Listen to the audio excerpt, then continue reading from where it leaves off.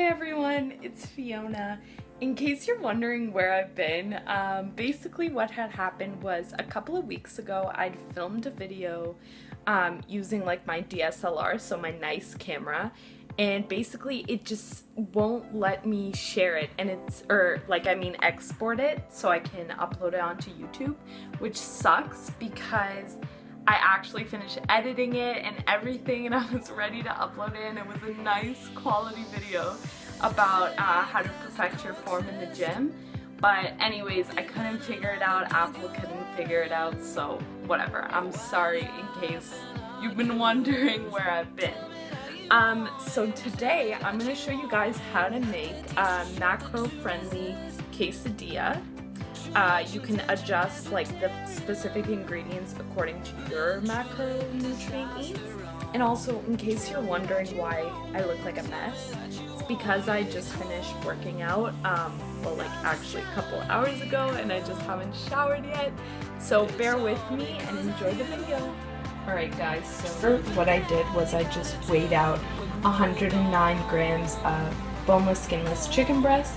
I wanted to do 110, but 109 is what came out, so this is what we're dealing with. Adjust according to the size of your tortilla breads or how much protein you want. I don't like too much chicken because then the quesadilla is way too thick. But anyways, I'm just going to put this on the pan. Alright, so here I just put some coconut oil onto the pan and I'm going to put the chicken on it.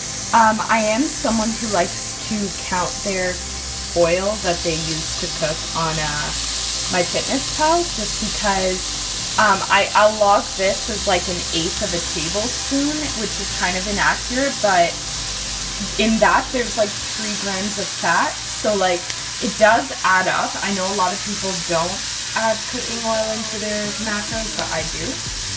So next step, I just take whatever cheese I'm using. Right now it's this Tex-Mex 32% less fat Cracker Barrel cheese.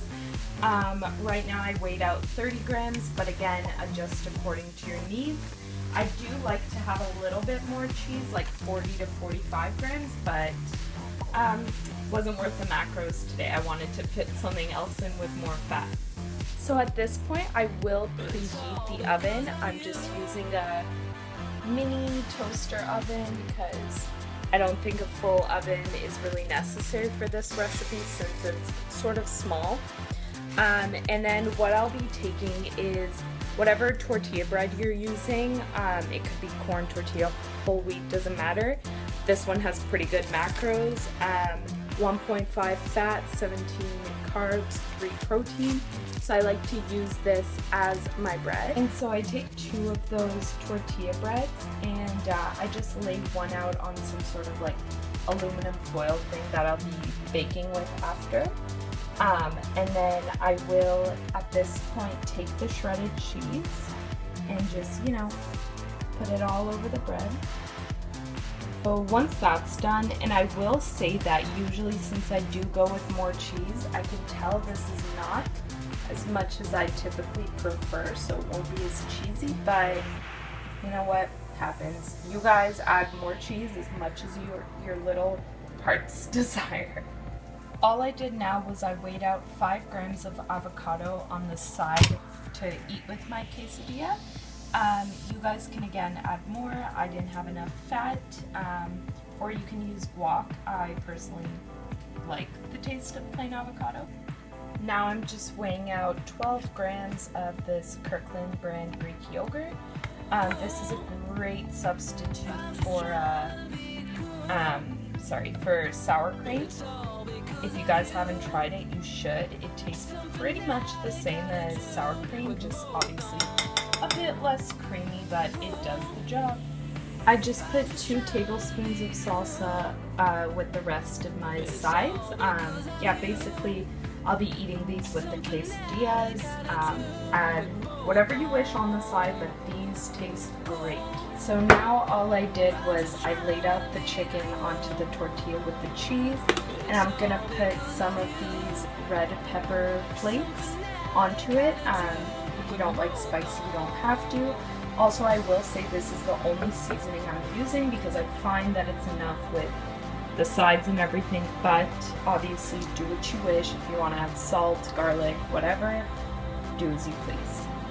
Alright, so now I'm just going to put the other tortilla right on there, squish it, put it into the oven.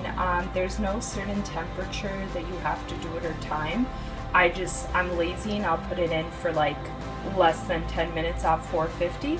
Basically just baby the oven and make sure that it's crispy but not like too crispy, however you wish, and then take it out. So I will say I was a bit of a hypocrite. Even though I told you guys to baby the quesadilla, I left it in a bit longer than I usually would.